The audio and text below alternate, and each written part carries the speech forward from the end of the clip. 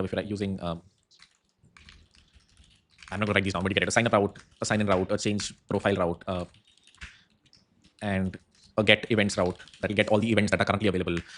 Oh god, the other thing here is these events are location specific. So locations, Delhi, NCR, Bombay. The first thing you see when you go to book my show is what location are you trying to find. So you see events in those locations. Actually, we can just get rid of this for now because there won't be too many comedians initially. So let's say we see all the global events in a single place. So we just have a field called location that we can filter on later on. Anything else we need? I guess another endpoint / event that gives you the details of a specific event given an ID.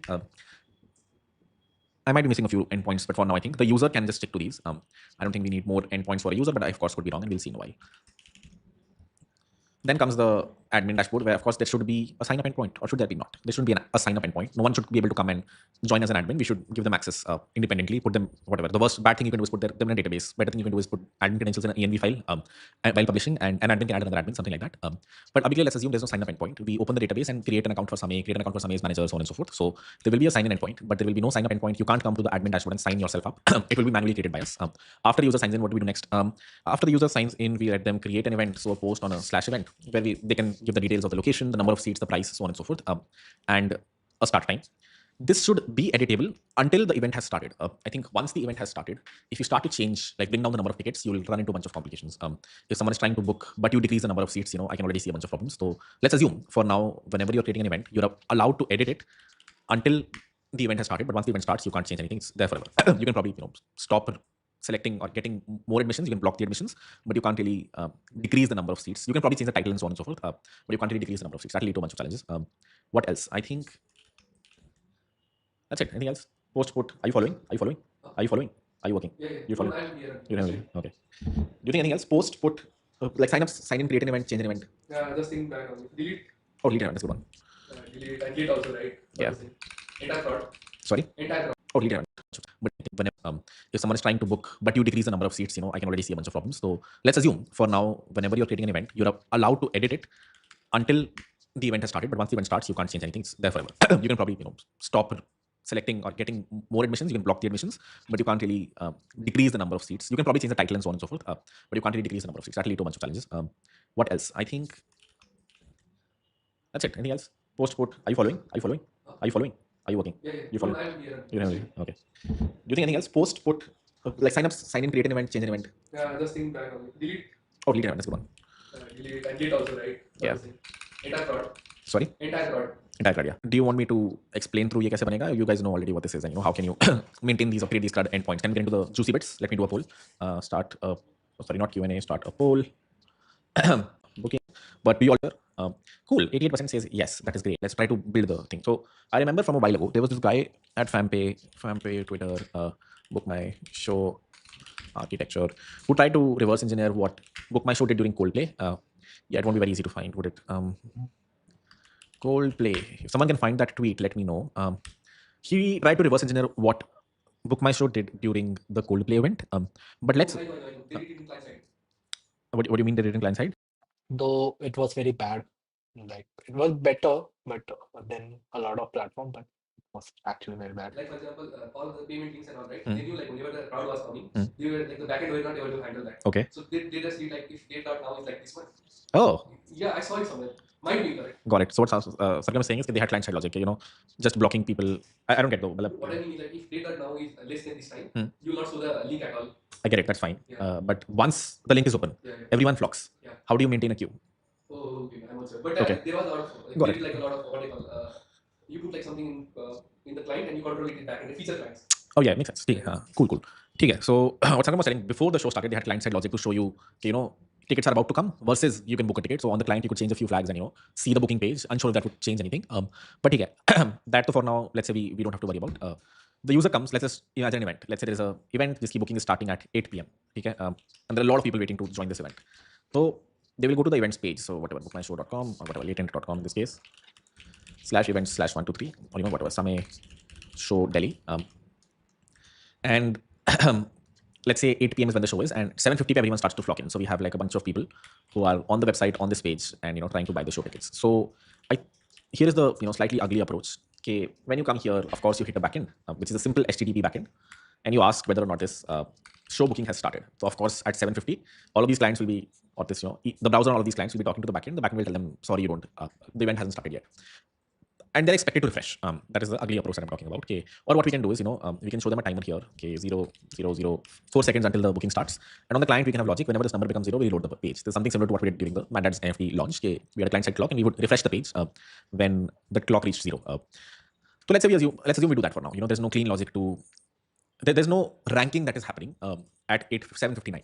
If you came at 7:50, that gives you no benefit. If you come at 7:55, gives you no benefit. Whoever comes first after 8 p.m. is the first person in the queue. So that is a requirement we're putting for now. Unsure if it is good or bad, but abhi ke liye hai. Okay, when you come to the website, even if you came at 7 p.m. for a 8 p.m. key booking start, you get no benefit. You have to keep refreshing after the clock hits 8 p.m. And then you have refreshed this page, which might be a automatic refresh by this clock, or you manually are constantly refreshing. Start ho gaya. Then you will hit the backend again. And this time the backend will return you something good. You can book this specific ticket. Now comes the challenging bit, actually, now that I think of it. Whoever sent this request first at 8 p.m. is the person who needs to be first in the queue. So we are assuming कि अगर 8 बज गए हैं, उसके बाद जो पहला बंदा है जिसकी request I, that person is first in the queue. And then second बंदा जिसकी request I, that person is second in the queue, so on and so forth. That's probably bad. Because होगा ये कि people will select their tickets, number of tickets they want to buy, click on buy. उसके बाद they should go into queue. So let's not do that. अभी के लिए, when you now hit this events endpoint, it will return you. Yeah, this is the seating layout. This is the VIP section. This is the non-VIP section. Oh God. This is some cheaper tickets, so on and so forth.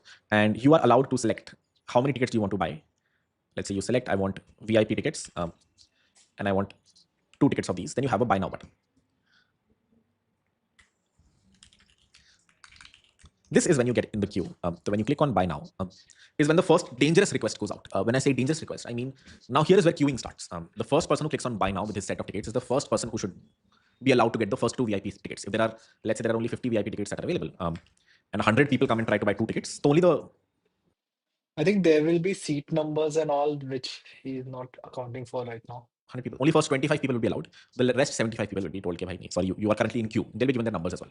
So this very first request, I'm calling it the dangerous request, which let's say is at /danger/ or /queue/events/ Seat selection happens after the queue, like the user gets into the booking page. So, like, first he will have to go to the queue. I think something is by this missing. very first request now needs to have some sort of a sequence number. कि यार ये request पहले आई, ये request दूसरी आई, ये request तीसरी आई. It needs to rank all of these requests and let the user know their rank, and also of course आगे के pages में make sure कि rank 1 वाला बंदे को allowed है payment, rank 2 वाले बंदे को नहीं है allowed payment, so on and so forth. So this becomes very challenging considering we have a distributed HTTP server. We don't have a single HTTP server in production, right? If there are so many people currently, we will have multiple HTTP servers.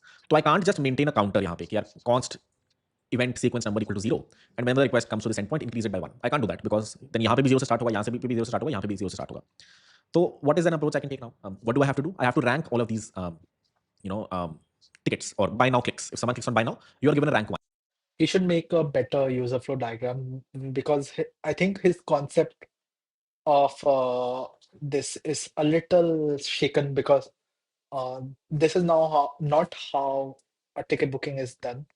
It is first you get into this page using a queue, and then here you do the ticket selection. You select if you want the VIP seat, you select which seats you want. So 1. Next person to click on buy now, you are given a rank 2.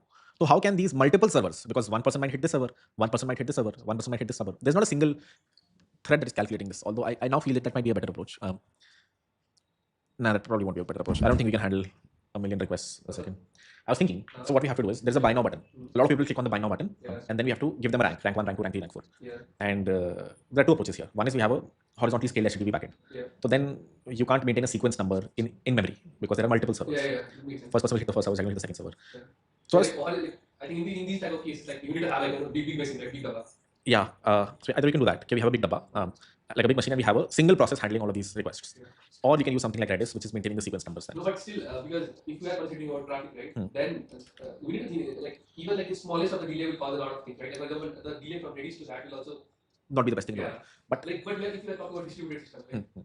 Yeah, but can a very beefy machine still handle a million requests a second? Probably can.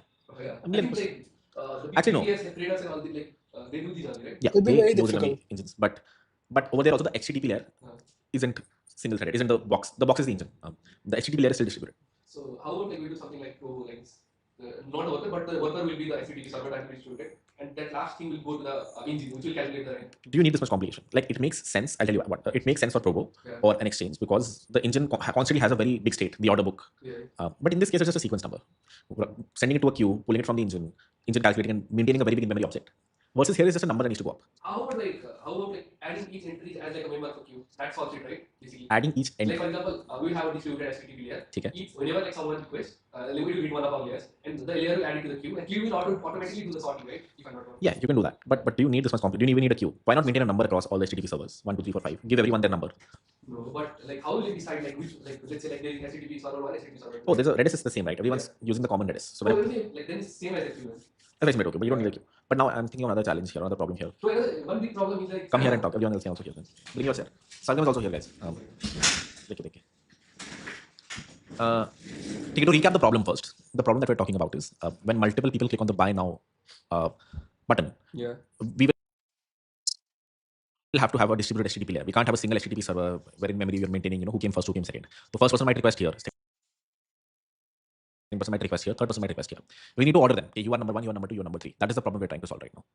So what do you think? So yeah, what I was saying was adding everything to the queue was like to me like the easiest solution that I thought. But you said like let's maintain like a ready state, right? Yeah. But why do I think like we cannot maintain a ready state? Like how do you add like some like okay, I hit this HTTP request. You will send 1 to this.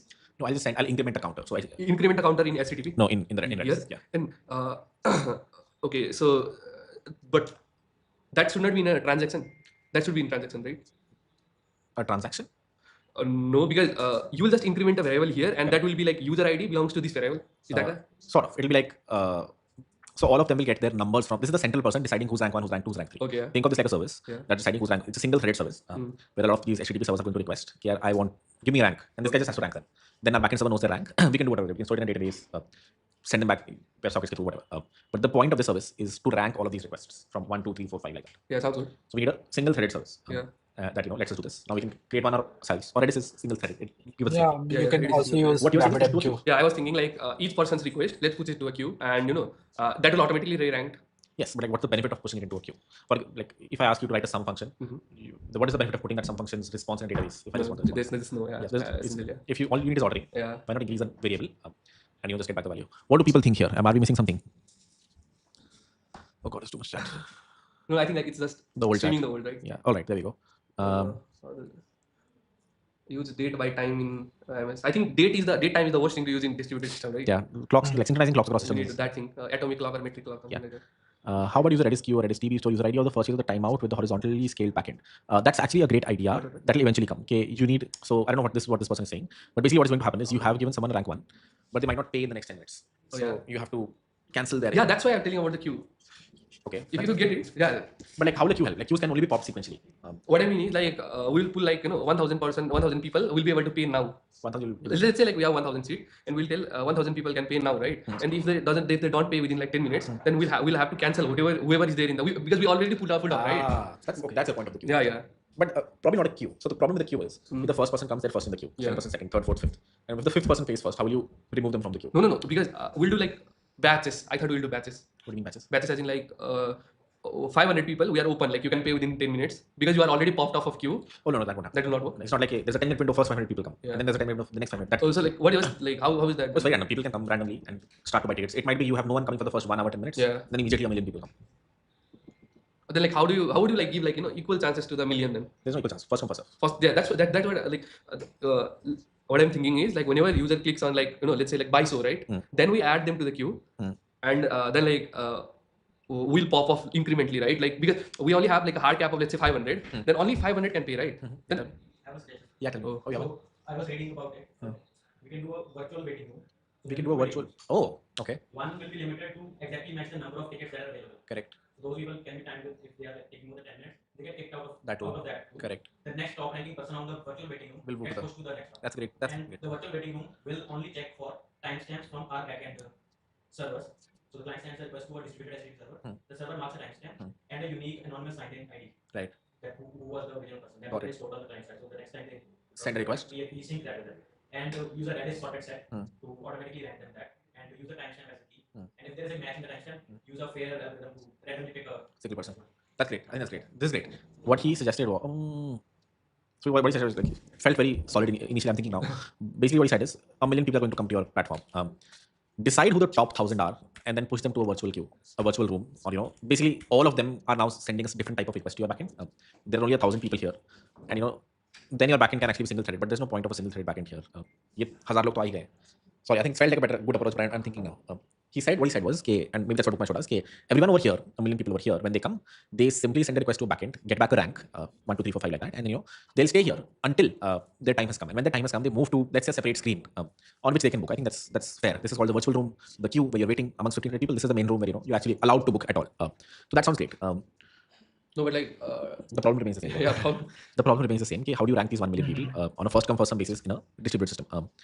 So yeah, tell me. My idea is like I think this should be client side heavy, since like most of the audience is not technical. So there are like ways to make it like client side. Like, a lot of hacky ways. Let's assume the audience is extremely technical. But then one motherfucker will come and break the whole thing. Yeah. Exactly. Okay. So the problem is like we have like 1 million people and we want to only distribute 1,000 tickets. Is that the problem? Yes, correct. They're all trying at the same time. They're all trying at the same time. Now I'm thinking of queues actually. I have some. Yeah. Okay. Here is a distributed architecture I just thought of. Very weird.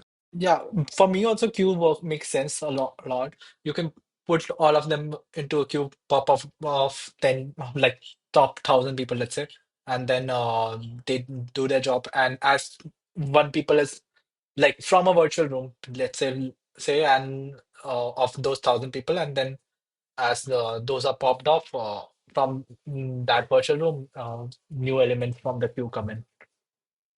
I don't know how good or bad it is, or what it does for the latency. But I'm going to introduce what Sagam was saying, which is queues. Okay? Whenever someone clicks on buy now, the first thing that happens is this request simply goes into a queue. That's it. Okay? There is a single queue where everyone's requests keep on getting racked up one after the other. Whenever you when you click on buy now here, your request goes to a server pushes to a queue. Right. And then there is a worker. What do you think? I was feeling the same thing. Okay. So you only tell them. Okay. Cool. Okay. Go ahead. No, sorry. Go ahead. No.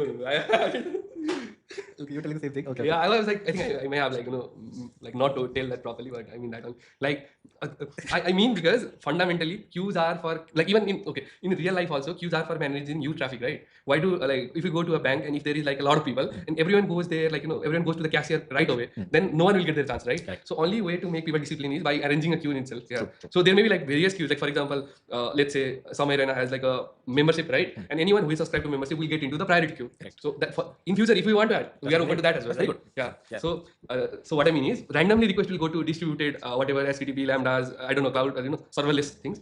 And only the job is to whatever the user ID is, user ID will go here and we will push it into the queue. User ID and what they're trying to book. Yeah, obviously. Yeah. Yeah. Because we are pretty sure because of this slog, We don't need what they're trying to book at the start. We need after they come to the booking page. Sure, like what is he trying to book, right? Okay. So we'll send the user ID and maybe it would be very weird because there is seat selection that has to be done. And for making a seat selection, it happens after you are into the seat selection page. And it does not happen that first you seat select and then you come because we can just send the user ID. Why? Because just to make the payload smaller, since we're talking about millions. Right? Or I understand what he's trying to do, but okay. Right. So I will send it here and it will append to the queue. And okay, I do understand. Okay. After that also there is like a buy now, which I think he is at the seat selection page, and I think he will need to manage and coming to that seat selection page also. And we will do FIFO, I think, right? First in first out. Yeah, we'll do that, and the worker will pick. I think like maybe similar whatever you were telling, right? Yeah, you pick like I said, it's 1,000. Yeah, it can just be a single-threaded process. Because this computation is very small, right? Yeah, exactly. It doesn't matter. Yeah, it's just be a single-threaded process. The worker will be a single-thread process that's popping from the queue and letting. So we'll have another WebSocket layer that let the person know that they're ready to book now. So what we can do is. Oh, actually, I have a great analogy. Great analogy. So okay, where is that live stream here? So okay. See, if we put a poll, how many of you want to join Super 30, right? So everyone will tell, right? Correct. So then how will you do is we'll push them, right? We'll push everyone. You will take interviews. Correct. The queue from the queue to the worker is the interviewed part. Correct. And whoever gets the interview will get the link. You will get the payment link, right? Correct. You're saying something? No, nothing. Go ahead. Yeah. So yeah, that's a good analogy, right? Everyone wants to go come to Super Dirty. Correct. There are like different type of ways, right? They can either like pay there, they can ask Ankur, right? Many ways. Everything will be pushed to a queue. That is like your timeline, right? Your calendar. Correct. You will pick it from calendar. Whoever you like, you will give them the payment link. Yeah, perfect. I think that's great. So what's the worker supposed to do? Worker will pop it out. Yeah. And it'll let that specific user know, okay, through a different WebSocket layer, okay, you're ready now. It'll redirect them to the payment page basically. Yeah. So you'll see pending here for a while, and then whenever the worker picks you up, it'll let you know. So like I think that's if I recall correctly, in Book My Show as well, when like Coldplay tickets were selling out, right? So there was like you are in like 1,10,000 queue, and it will decrement like by 5,000, again by 5,000, and so on, right? Correct. It was like that. Correct. So like every 1 minute or every few minutes, you'll get like you'll get your current position. Correct. Is what I mean, and I think they do it by constantly polling, not through WebSocket, most likely. But if you poll, then the worker will put your entry in a database, and then after some time you're polling and getting now you're allowed in. That works as well. Yeah, like I mean, we can just have like another service that will give you the your rank. Correct. Rank as in, it's very easy to calculate the rank, right? Like by you just have to give the range, right? Not the exact rank. Correct. Like you are in like 3,500 doesn't mean like you are in 3,500 61, right? Correct. So yeah, it's like easier problem. User this thing is in this, and some will worker will decrement, right? So we just need like the state of the queue, and I think that might work. I might be wrong. You're right. Worker can keep decrementing. These many people have been popped off. And like the queue will itself get smaller, right? Correct. Or larger if depending on like are you like pushing it to the. Correct. Yeah. What do you think? Agreed. I think everything's perfect here. One small thing I will add. So tell me that from a UX perspective. Yeah. Let's say I come here, I click on buy now, I'm in queue. Now I refresh. Should I be at the same point or should I go back to the queue? Same point. Same point. Yes. I think they should go back. I think it's I mean, you should not go back. I mean, like if you go back, then it's like a more challenging problem because you'll have to pop that specific entry from here, right? Then it's like more challenging problem because your ID needs to be popped out. You have to pop it off. Like it'll come to the worker, the person will not pay, and then Oh, like worker will send send it to the client. Worker will try, but client is not there. Correct. I mean, yeah, but like the waiting time will increase more because worker will have to like. I mean, like it doesn't matter, I guess. Yeah, this is a question to answer. Okay, what does Book My Show do when you if you refresh by mistake? Or but I would expect like any if we are talking about like layman users, right? Then they would expect that to stay, right? Like in Google Forms, your response is, and like if it's not, then you are telling, oh, this is like this is like not a good product, right? Yeah, agreed. Agreed. What like even hacky ways of doing this is. They just put there in like some kind of cookies or like local storage or something that will just for client side because like client side it doesn't matter, right? But you need to make that cache is not like evil for the server, right? Like if you edit like your position in your local storage to be 1, then your server should not think like your rank is 1, right? Correct. So that we need to prevent, but we can show that your rank is 1 and people will I mean like everyone expects like for example the progress bars also everyone will expect the first 80% to be filled immediately and the last 20% to be filled like very slowly, right? Yeah, so it doesn't matter for the end user is what I think. Makes sense. Okay, let's go with that. So I think what we have come down to is this. Okay, the user will come and they're allowed. Now, another question I have is on Coldplay, when you were in the queue, after the queue ended, did you then select your tickets? Or did you first select your tickets, click on buy now, and then you went into the queue? Exactly. First. Then we should probably do the same then. But I know some like most events don't get this much traffic. Okay, up front you have to check. So that just be weird UX. You do not do it first. Yes. What about like what is the comment section saying? Someone like few people have done super chats as well, by the way. But I don't know if the answer is there. Let's see. And funding. Stuck. I can tell you a few scenarios. You are stuck. I work for US ticket booking company. Nice. We're inspired to start YouTube. Yeah. Tell me. Put another 100 rupee chat. Tell me your architecture. I think we can learn a lot. Depends if you've done PCM or not. But you can't do laterally. So the first person here, Ryzen Way. How do you guys do what you do? Just comment. I guess you can comment over there.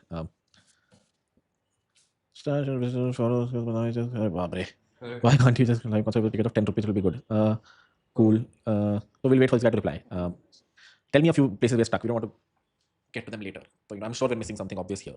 So tell me what that is. So we can decide and go from there. So we'll wait for a few minutes for the architecture. I think we have one in mind. And I'll formalize the architecture, but I would wait for this guy to tell me what he's thinking. And if we can find if there's a better approach. Can you just put another 10 rupee super chat and put the architecture? Let's see, like chat. We'll go to live chat until then. Oh, it'll be a website for now. Native is owned by Apex folks. I'll just give them the SDKs and they'll integrate it in the app. What if the user entered in the queue at some position fails the transaction? How only that particular user will be removed from the queue? So when you come to the website, you hit over here, you get pushed to the queue. You are popped from the queue, and then the worker lets you know you can pay. So they've already been popped. By the time you received a payment link, you are no longer in the queue anymore. So we don't have to re-pop you. If you don't pay in the next 10 minutes, you lose out on your tickets. If you pay in the next 10 minutes, you're good. Let us not use a queue. Well, that was my first thought as well. It's first come first. So whoever reached your that's not the worst architecture. But what are we missing here? This is missing something obvious. This was my initial thought also. But this is a good comment. Let's read through it. It's first come first serve. Whoever reaches to is good enough. Bro. It's not. Whenever I see it, it's like I always think like, isn't it just like?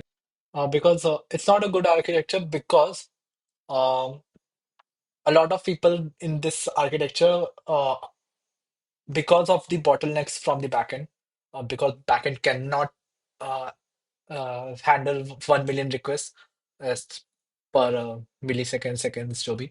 Uh, so they will get a error page and then their code will break. The front end will break. Like a queue. Not exactly. You can use it as a queue, but you can use it as a bunch of other things. Whoever reaches first, so the backend is good enough. Simply use Redis to store user ID. What do you mean? Simply use Redis to store user ID? Like push it to a queue is what you mean, or you mean store as in what? Store where? In it's in memory database. How do you rank people if you store it in memory database? And run a timer to remove the user ID. From where? I'm assuming you're saying a queue only. So you know, so you, from what I can understand, you're saying the same thing. Put it to a queue and start a timer to pop from the queue. Yeah, I think. Oh boy, we'll need another queue, bhai. Yeah, I think what you mean. I get what you mean. So when people get pulled over here, they're given a payment link. If they don't pay in 10 minutes, then the worker needs to pull the next guy. How will he do that? What? The worker initially knows it has 50 empty tickets. It'll pop 50 items from here. In 10 minutes? No, let's not take 10 minutes, 3 minutes. Let's say 3 minutes. It'll pop the 50 items from here. Give them all a payment link to pay for. From. Oh god, Isn't that just like the database call? Like for example, select count star from entries, like ticket entries. Isn't it just that much? Whoever will pay, the request will go to like some different thing, right? That will just append the transaction to database. Like they will sign up to Razorpay. Correct. Razorpay will hit our webhook. Correct. And I'm assuming that the webhook will hit relatively fast. Correct. Right? And every time we'll give like a 30 seconds of breathing time for the worker to correctly get this, right? Correct. So isn't it just like select count from transactions? Yeah, you're right. But like, as soon as the webhook hits, we can't just start a 3-minute timer. Every 3 minutes check the database. Every time the webhook hits, this number needs to go down. It needs to pop the next guy. Oh, okay. That will be faster, right? Yeah. What do you mean? I think no, but like it's not that webhook will not hit like whenever transaction did not happen, right? Webhook will only hit like when transaction happened. Correct. So I don't think like we can like what are you thinking about? I'm saying when the transaction hits, immediately the worker needs to pop the next guy. Why? One person has paid. Yeah. Oh, it doesn't. Why That fate is booked. Yeah. Oh, you're right. That is only like, if it we're fails. talking about like negative, you're right. right? You're right. We are talking about the compliment. You're right. Anytime it fails, we need to pop from the queue. Yeah. That's fair. So, okay, that makes it simpler. So, in that case, anytime it fails, which means the worker can be a single thread process which runs a 3-minute clock. And if whenever it pops something, it starts a clock for them. If they don't pay in 3 minutes, it tells the database this transaction is rejected and pops the next one.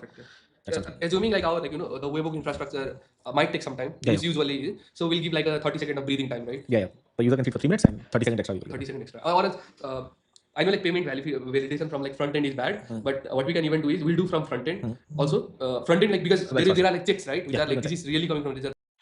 I don't like this Sargam guy suggesting doing things on front end because it creates a lot of security vulnerabilities, and then handling that, like you can see now with Book My Show itself, a lot of people were able to crack the code and then do nefarious things like book tickets even though they were not in part of the queue because of they had a thing done on the front end.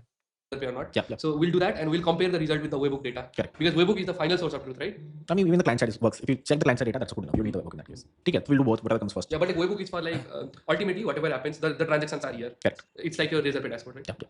All right. I guess the only one problem that I suddenly thought of is, let's say there are 50 seats. Okay. This person wants 1 seat, 1 seat, 1 seat. This person wants 5 seats.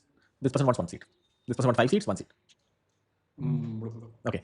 There are. I know. I got the problem, but it's right? very hard to solve. So there are 5 people waiting here, but there's only 1 ticket remaining. I need to let this guy go, and then the next guy I need to bring basically here. So I think he should bring in like Samay or someone because it's not how a booking process is generally done. He's getting this very wrong. I guess if there is not enough supply, we can just let the first person know you are overbooked. Second person know you're booked. But then we're incentivizing people who are booking 1 tickets and disincentivizing people who are booking 5 tickets together, which I guess is fine. One more challenge that we have totally forgotten about is people can select their seats sometimes, like a cricket show. Doesn't happen for comedy shows, but Those are, I think, each of those is like itself a different queue. with like supply of 1. Yeah, maybe I don't know. We don't need that for comedy shows, so we can skip that. What do you think? You could select a seat. No, not select a seat. Like select a class, right? Select a class simple. That can be individual queue. No, I think single queue is fine. Selecting seat is really hard. Yeah. No. In Coldplay also, you would not be able to select a seat. Most comedians don't. Only in movie tickets you're able to select a seat. Yeah. That's But we're not doing that, so cool. All right, guys, we have found an architecture. I think it's foolproof. Let's say, like for example, in buses, right? You need to select the seat. Let's say in airplanes, but we don't have like this source of traffic, right? Yeah. But over there also, you still assume there'll be surge of traffic. You don't. You actually select your seats in Coldplay. Build it that way. All right. prime time is online. ICTC. Let's see what he's doing. Did this guy reply? No. Introduce a It was staging. different. Hold on, someone said something. But someone said something. Same guy. Oh no. Can you tell a few scenarios where you're stuck? Oh no, we saw that. Someone said something good, I think. Oh, can you go up? Can you go up? Can you go up? The first guy. Can you tell a few scenarios? I think he meant can tell you a few scenarios where you are stuck. I work for a US based company. Oh no. He might be asking, can you? Okay, so we don't know. One of two things is happening. This guy's super smart, and he's saying can tell you a few scenarios where you are stuck, or he's like, मैं भी काम करता हूँ और हम नहीं सोचते. So can you tell me a few scenarios where you're stuck? So I'm not sure which one of the two it is. Introduce a staging table for keeping the drafts to solve the refresh issue. In buy now queue, put in the queue, then lock the DB record against the. Wow. Introduce a staging table, okay, for keeping the drafts, which I'm assuming is people in the queue, to solve the refresh issue. Oh, the refresh issue. Okay. Introduce staging table makes sense. Is this real? Prime time is online. He might be. In the chat. No, I think he's here. Oh, I mean, I don't know. We'll see. What if we ask user to preload a wallet and select seats? Yeah, that's just not how, unfortunately, UX. That would be great. That would make this problem so easy if we hope everyone has their wallets funded. But unfortunately, that great approach is bad UX. So no one will do it. If you ask them to first refill wallet. Alrighty, cool guys. So let me formalize the architecture. If someone finds a flaw, let us know right now because I'm sure it'll come up eventually when we're coding. So this is the current architecture. This is the front end, and what we. Yeah, the approach we are going to take is anyone can come to the front end. Anyone can select, I want to get 2 tickets of whatever, VIP. Initially, auth will be there or not? Authentication? Yeah, auth will be there. You have to sign in. Yeah. And you can click on buy now. So when you click on buy now, it will immediately start to show you a counter. Okay, you are currently 1000th in the row. And what you'll do when you click on buy now is send a request to a backend. It will be a fairly distributed backend where anytime a request comes. I thought it right now. Like for example, counter will not update it live, right? But we can do client side optimistic this thing, right? Like for example, every 5 minutes only this will update in the backend. But on the front end we can do it like set interval of every 5 seconds. It will go down. Just UX. Few companies do that. But yeah. Okay. So whenever this event comes, you'll push to one of many queues. Every event will have its own queue. Some event 1 has one queue, some event 2 has one queue, and then there'll be a bunch of workers that are pulling from these queues. Let me make the worker green in color. So now, oh god, how do we have one worker per queue? Do we have multiple workers solving multiple queues, or a single worker solving all queues? One worker per queue. One worker per queue. Yeah. What if there are thousands of events and no one's going to these bad events? Oh my god, then we have a problem. Then we have a problem now. I don't think this has to do too much logic. So if you have like few of these servers, we're good to go. I think 5 to 6 is good. Yeah. Like it will be according to either the height of the queue or either the length of the queue, right? Yeah. But the other problem is how does the server know what all queues are active right now? You feel me? So let's assume we'll solve that problem some way. I guess. Okay, let's think about this. It can just hit the database, right? It can hit the database. What are the currently available tickets, and then all of them it will assume it has a queue, and start pulling from there. Yeah. The only thing this introduces is latency. Basically, if there is an event that does not have too many people, still you are going through such an architecture and waiting for a worker to pull and let you know, okay, you can now book. Versus, if it makes sense for a Coldplay show, but this architecture doesn't really make sense if there's a dead event and no one's coming to it. Just one question. So, okay, thinking about whatever we discussed. So, let's say this is for Samir right now, right? So, I'm assuming that his traffic is like tons, right? Yeah. So that's why we are talking about this architecture. Correct. But if it was for like XYZ, who's like hardly sales are like too low. Correct. Then why do we even need this, right? That's what I was saying. But unfortunately, we can't predict that. This is a bad comedian, so it's No, obviously we can. And what if a lot of people come in the bad comedian? The worst thing you can do is double booking. If 2 people come to the ticket show with then you're screwed. So the only problem with this approach is latency. There's nothing else that's too bad here. It takes some time for you to get back a payment link because that's sort of the hot path. Payment links are only generated for people who are let in the queue. That's the only difficulty. But like if it's for like a comedian, right? Who has like let's say 50 seats and only 60 people have came, right? So first 50 they will immediately get the link. Yeah, but if there wasn't a queue, the latency would have been even lower. What I'm saying is this includes slightly extra latency. Yeah, slightly. Yeah. This is single threaded. It's popping from queue, and there's one extra hop here. This will also send it back to a WebSocket server, which will let them know, okay, they can now book or give them back their payment link or whatever. That just adds some latency versus a single HTTP call. But okay, let me formalize the architecture. If someone has something better, let us know. But I think this will work for you. Even if not a Coldplay event, it should work for you. Most of the events we're going to support. Distributed HTTP layer. You click on buy now. You select your seats. Your request goes into a queue. There's a worker that's constantly popping from these queues based on how many people have booked. This worker will first check the database, how many seats are empty. Let's say 50 seats are empty, it will pop 50 things from here and start a counter for these 50 people. These 50 people now have the next 10 minutes. If they book in the next 10 minutes, great. If not, then it'll discard them and pop the next thing. And as it pops one of these events from here, it'll let you know. It will redirect you to the payment page basically. So that can either happen via polling. Let's not introduce WebSockets for now. The worker will put an entry in the database and you will keep on checking your status via poll. And one of those polls will tell you, okay, now you have been let in the queue, you have reached the worker, and hence you are allowed to, whatever, book for the next 10 minutes. You have a timer over here. If you book in the 10 minutes, great. If you don't book in the 10 minutes, you're screwed. There's a third case here, which is, okay, you book at the 9 minute 99 second. And that's a whole different manual challenge of refunding. That is, I think, that is like a dispute, right? Yeah, so over there's something called capturing payments that will help us. So whenever you do a payment on Razorpay, Yeah. you can. There are two approaches you can take. You can either auto capture or not auto capture. Capturing means that your backend has given them the resource they wanted. So if you have auto capturing off, Razorpay will accept the payment. It will not capture the payment. It will hit your backend via webhook, and you can either capture or not capture. Oh, I see. Yeah, so if you don't capture it, it will refund them the money. Of course. So I think what we'll do over here is we'll turn off auto capturing in Razorpay. What that will do is whenever the webhook is hit, we can recheck, okay, was this person legitimately paying or not, and have they done it in the 10-minute window or not? And if they've not done it in the 10-minute window, we will not capture their payment. They will not get the receipt, and Razorpay will eventually automatically refund them. You don't have to do anything extra. All right, shall we start to write the code? Right. Anything else you want to add? Anything else? I think this approach is bad. I know it's bad, but I don't know why. Yeah, I feel very creepy about the approach as well. I feel like there's a simpler approach. I think we're just complicating it too much. And the other thing is the latency that comes with this single-threaded worker is giving me a little bit of anxiety. The good thing is the worker only has No. Like this single threading, if it becomes at a bottleneck, we can increase the size of the machine, vertically scale it. that's a single thread. Yeah, then it's not a single thread machine. Okay. Yeah. Sorry, now I get you. All right, folks. Anything to add? Instead of polling, can you use webhook? Suppose two people are clicking on one, then we can manually delay the second one's payment. What do you mean manually delay the second one's payment? Suppose the worker selects 15 requests and 2 requests have the same seat number. The first request that comes, firstly, there's no seat numbers in what we're building today, so we're good. But great point. That's a great point. That's a good question. Sorry, you just reject the second person, right? If someone else, but you can't reject, the person hasn't paid. That's a great point. That's a great point. That's a good question. Sorry. One of the haters, yeah. Oh, Manu is here. Manu, hello. How's it going? Would you like to build the front end for the relation application? It would be nice. Yeah, it will be open source initially, so just go for worker. Yeah. The worker is pulling like 1,000 things at a time. For a Paranoia concept, pulling 30,000 things at a time. You can maintain one queue. Just fine, I guess. And that's too bad.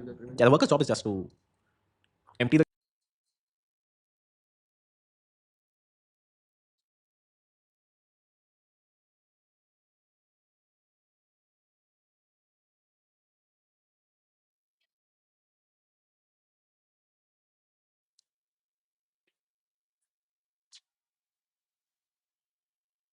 The queue and let the user create a Razorpay link and forward it to the user. That's all it has to do. Probably has to do a database call as well. Yeah, there'll be a few things. But इसको लिखेंगे तो समझ आएगा काफी कुछ मतलब अभी तो बहुत हवा में बात हो रही है. As we start to architect it, we'll see a few things. Multi-threaded worker, yeah.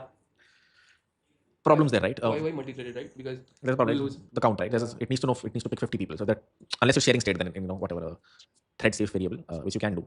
That's something you have to do if you have to do. If you have to do this approach. But I think Swam Sarma is telling why can't you use lambda and safe function, right? That might work, but I think he's telling like why can't we just SMS or mail the payment link? That will not work, right? I mean, how does that solve this problem? Like you send them the payment link on a website or send them to an SMS, doesn't matter. The question is, call Arpit, so that's a great idea actually. Should I check with Arpit if he's available? Who Arpit? Arpit Bhani. Oh yeah, check. Yeah, maybe he has a even better approach. Go to RabbitMQ, then we have ready before we define an expiry of 10 minutes from clicking the blah blah blah. What do you decide how much?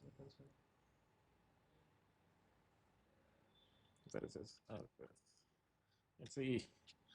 Like and dislike for each so you can use that same Linux distro. Pratham which Linux distro? You should use Arch Linux. Mac खरीद लो भाई थोड़ा पैसा लगाओ. All right. The current app is Java on Android, Flutter on iOS. All right, let's get into it, guys. Let's code it. I don't think simple bits जल्दी से कर देते हैं. Oh fuck, I had 2 interviews. Were they rescheduled? 9 p.m. and I think 9:40. Okay, let me just ask him to reschedule. All right, guys, we'll get into the coding bit next. It'll be a while before we reach here. So if you're a complete beginner and creeping in the comments, this is a little advanced. I agree, this part is advanced, but that's. I'm assuming that can be made easily. But by meetings postpone कर देना दोनों को call में जाके बोल देना कि Okay. So CRUD बनाते पहले CRUD shouldn't take less than an hour. What was the CRUD bit? It was fairly simple. कहाँ गया? Golang में बनाया है. I hope he makes in Golang. I would like to see that. Bro, where was it? It was not here, bro. It was not here. That was I know. Post.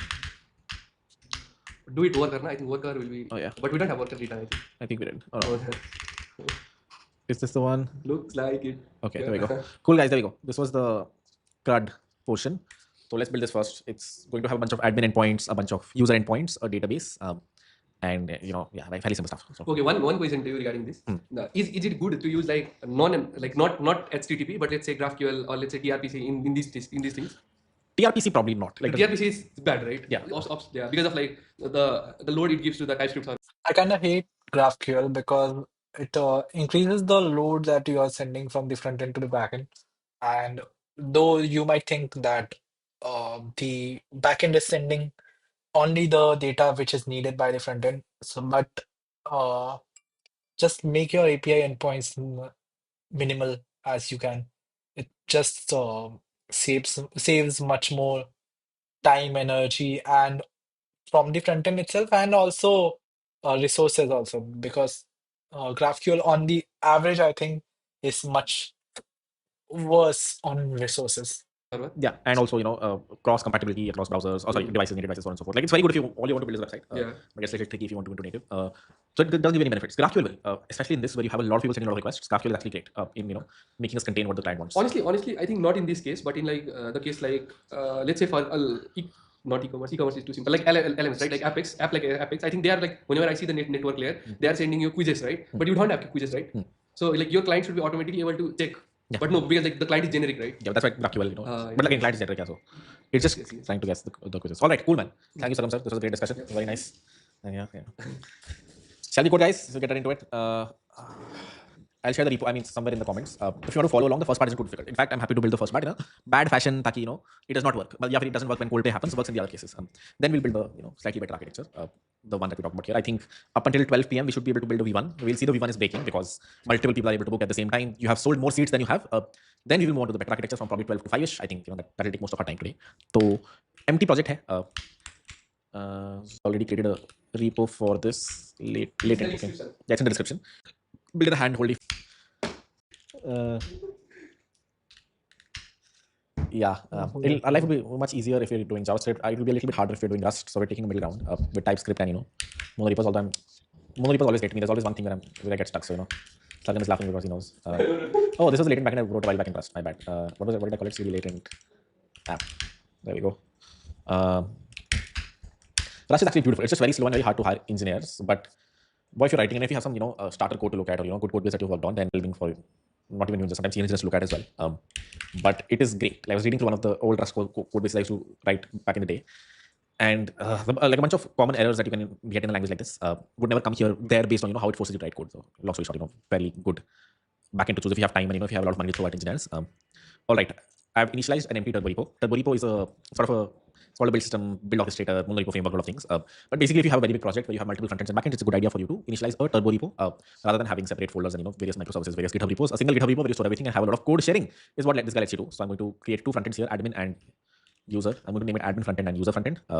By default, I will be building Coupon. Coupon is my startup that I will be building like this only. I'll go on live stream and build Coupon in like 10, 12 hours. That's the plan. Uh, it's something that I'm building. Let's see how well I do it. Just a startup idea that I have. It's it's like eBay for coupons. default, the turbo repo initializes with two Next.js frontends, which is great for us. We want two Next.js frontends, one for the admins, one for the front users. So that covers this and this over here. And then we need the backend layer for which I'll create a new folder called HTTP backend, which is enough for us to do what we're supposed to do today. Or in the first part, eventually we'll need more services, probably a WebSocket service, a worker. That's the only two I can think of right now. So eventually we'll have 5 folders here. Initially we just need 2. So inside our newly created HTTP backend, let's initialize empty package.json. I'm going to name it latent HTTP backend. Let's initialize an empty tsconfig.json, which we are going to import / extend from Base. packages / TypeScript config / base.json. So this is like a standard. Good. Thank you. Base TypeScript config that works for most Node.js projects, or backends like the one we're building. Even for React projects, this is a decent starting TypeScript config. But to be able to use that, you have to introduce this specific package that's TypeScript config in your HTTP backend. So हमारा जो HTTP backend है, I will have to add a dependency or a dev dependency. I'm adding a dev dependency here to add repo / TypeScript config. What I've done right now is this HTTP backend is going to depend on this TypeScript config. This is a separate package. If anybody wants to learn Turbo Repo, they should learn Yarn workspaces and then learn this. So that will be much easier. This is a separate package. This is a separate package. These are my end user applications, and these end user applications may admin frontend already depends on TypeScript config. User frontend already depends on TypeScript config. If I open the package.json here, you'll see it has a dependency to add repo / TypeScript config. So the frontends already do have that. The boilerplate code that you get already has that. the HTTP backend that we're introducing now needs to have that. So I'm going to introduce it here. And the file that I'm going to extend from is base.json. One more thing to add on top is root dir, which is where I'm going to write all of my code base, and out dir, that is going to be where I want to build all of my code base. All right, that's pretty much it. That's all you need for the initial bootstrapping of the TypeScript project. Introduce a source folder, introduce an index.ts, start to write your code, which in our case is going to be an HTTP backend. How do you write an HTTP backend? Express, Hono, Fast API, Next.js, pick the framework of your choice and start to build, the HTTP backend. You know what is supposed to be built. In fact, since this is actual, a real project I have to use, I'm going to introduce tests, which are usually a good idea to introduce in packages. I'm going to introduce tests, and let's do test-driven development. Uh, I hoped he would have used Go or Rust or any other language because I want a proper, much more better tutorial for developing full backend application in Go and Rust. I can develop them, but my folder structuring does not. I don't feel very confident about my folder structuring. That's why I have not built Coupon yet. Uh, if I don't get a better tutorial for that, I'll just build it in Node, Node Express. But I wished he would have used Golang. Let's write the tests first. If I don't write the tests right now, I know for a fact I'm never going to write it. So if I take the conscious decision of writing tests right now, it is going to help me way in the future. I know that for a fact. So let's do that. Let's start to write our tests and we'll go from there. Okay? Any questions before we proceed, guys? Anything that you guys don't understand? Test-driven development looks cool. Let me push the code base. And if we have tests, then all of us can build the backends, and you can write it in Rust, you can write it in Go, you can write it in Nest.js, you can write it in Express. Since all of us are following the same schema, our final code will look the same. So our final APIs more technically will look the same. So let me push the code to this repo. What am I missing? Did you guys really change my GitHub password? Let's see. Bro, what am I missing? Git. That, yeah. Bruh. Has my SSH key expired or something? No, I don't know what I was missing. You can do. I'll select it. All right, this is the repo. Did it work or did it not work? क्या? Pushing into code. Did it work? तेरा पूरा wait निकल जाएगा test लिखने में. That is true. Did it work? Yeah, it worked. My password worked. All right. So let's do a poll only. देखो, I will write tests eventually. If we write tests, it will be great if you want to migrate to Golang later or Rust later, and you have multiple front ends, backends to work out of. So cool. You can learn from one to the other. So should we write tests? Yes or no? If you want to select no. If you want to quickly build a project, great.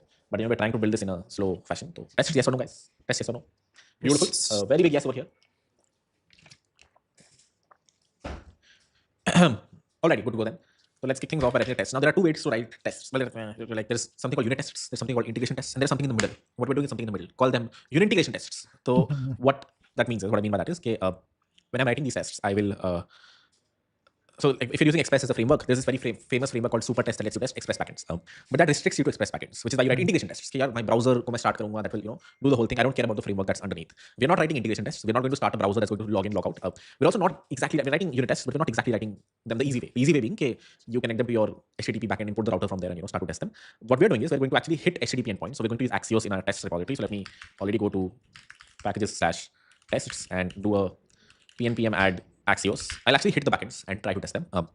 Before that, I have to do npm init-y to initialize package.json.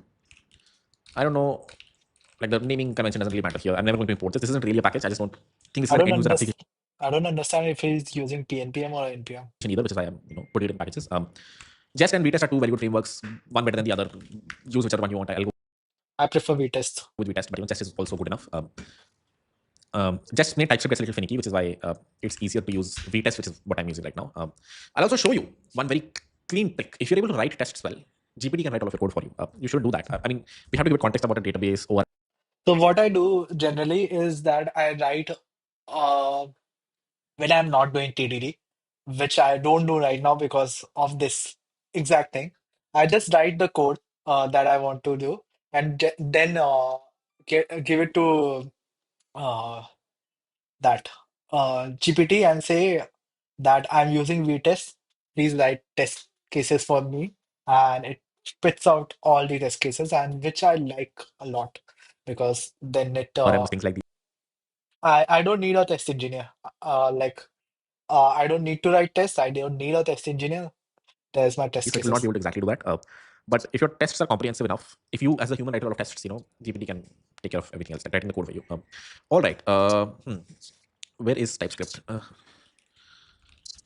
He's thinking of doing something opposite, which I think is much difficult for GPT to write. I think writing tests for already written code is much more easier for to write.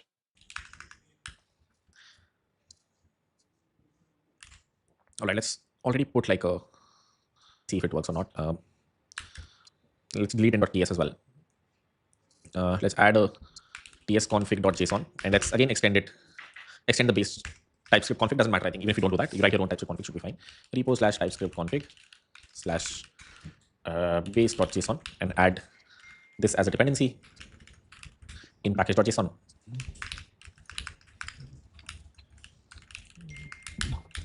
index.spec.ts. Let's not have some function. Let's just do expect 3 to be 3. And let's see if we're able to run one test. If we can run one test, then we can write, a whole test suite. Test adds 1 plus 2 equal to 3, expects 3 to be 3. Let's do a package.json where let's add or update the test script to be vtest. And let's see if it just works for TypeScript or we have to do something extra. My guess is we have to do something extra, but I could be wrong. I think fail to extend this thing. All right, I have to do a global pnpm install. Whenever you change package.json, even if you're adding, internal dependencies like these, you have to do a global pnpm install. Else, those dependencies don't get linked. All right, now if I go to packages/tests and do a npm run test or npm run test, either is fine. The test works, says it succeeded. So thankfully, if you're using vtest, your life is pretty simple. You don't have to do a lot of TypeScript configuration. That is not true for the other one, which is like just whether you have to do some TypeScript mumbo jumbo. All right, I'm taking things off with a simple user.ts. So what is the first thing you have to check? Sign up endpoint. So here, I'm going to actually now hit a backend. So I'm going to hardcode a backend URL here. And the assumption is whenever you're running the tests, you are also running. The assumption is whenever you're running the test, you're also running the backend. Otherwise, the test will fail. Let me also run it on 8080 for now. The sign up endpoint will do what? Const response equal to await axios dot host backend URL slash API slash v1 slash sign up. It will try to send a username and password here. So let me const username underscore 1 equal to harkirat. Const username underscore 2 equal to Raman. Const password underscore 1 and password underscore 2.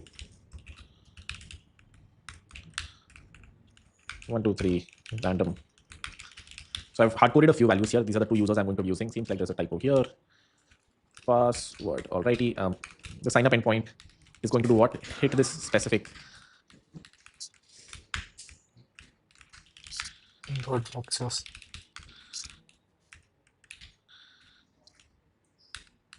pnpm installer add axios with a username, let's say username underscore 1, password, let's say password underscore 1, and just make sure that it's expect response dot status dot to be 200. Simplest test you could write.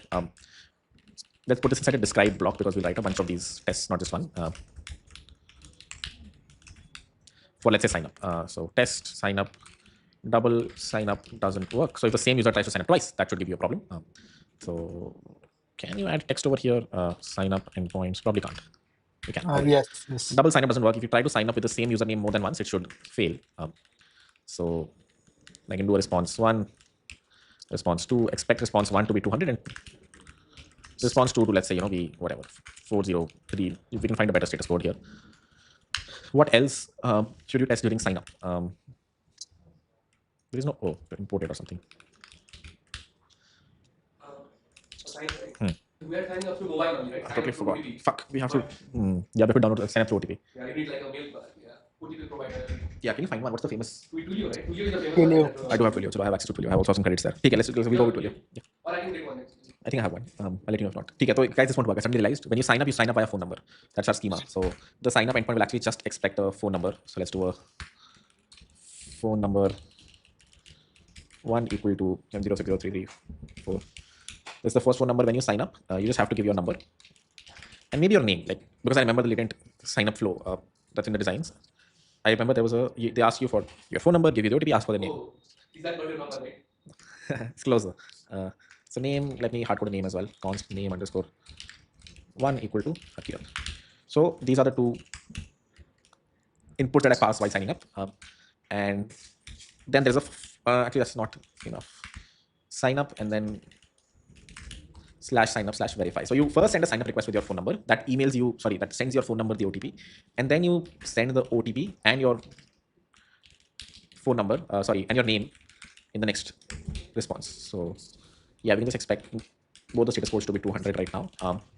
And then I'll do a response 3 where we try to sign up again, which will fail with a 401.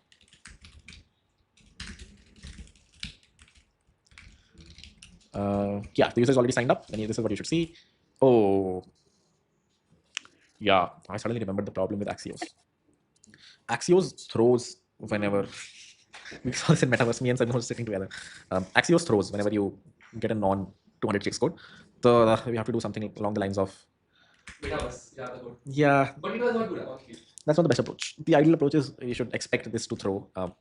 Okay, let's see how throws are. Exceptions are caught in. There you go. So type of wizard, so type exception catching in the test. Expect this thing to throw error something. All right. So that looks good. Expect dot to throw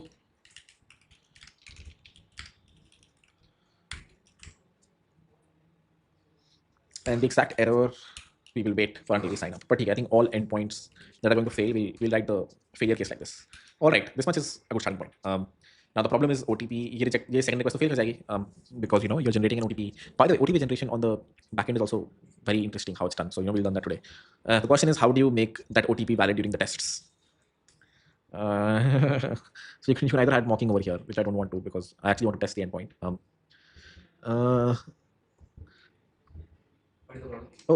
Tests can't actually send OTPs, right? We shouldn't expect an OTP to be sent out during a test. So how do you test that this functionality is working as expected? I don't know this, but in like any company that I see, they do like 000 is for the dev mode. Is the OTP for dev mode. OTP 0 for dev mode. Yeah. If the environment is dev, that's fucking great. Let's go with that. So you don't even send of course. So this is great. Whenever we're starting our backend, we'll add logic to check if we're running it in production mode or not. And if we're running it in dev mode, we'll not send an OTP and we'll hard code. We'll accept all we'll accept this as a OTP. This is the best approach. The better approach is for local development, you log OTPs. That's what cal.com does. But I don't know how they write the tests. But why do you? Okay. Just log the OTP, right? So don't actually send it. User sees the logs and logs. You want to pass the sign up or fail the sign up? Pass it. Pass the sign Fail also is nice. I mean, that's probability. Yeah. One random time it will break then. All right, okay, this is good enough. Shall we write the code for it now? I've written the sign up endpoint. I've written what it expects. Let's also expect response dot data dot id not to be to exist is good enough, I guess. We don't know what the ID would be. There is no to exist. Expect to be not dot null. There we go. Okay. Yeah, I think that's good. So given that we've written this test, let me push the test as well.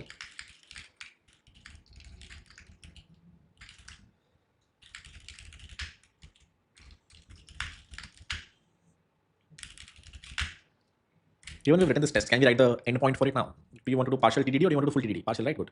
So let's write the test for it now. Sorry, let's write the code for it now. We've written the test. Checks a few cases. We can make it more comprehensive, but good start. So now let's write the code to actually, whenever someone signs up, send them an OTP and then verify their OTP as well. This will teach you about the authenticator module if you haven't already seen what authenticators are. Like there are various ways to do this. But a good, wow.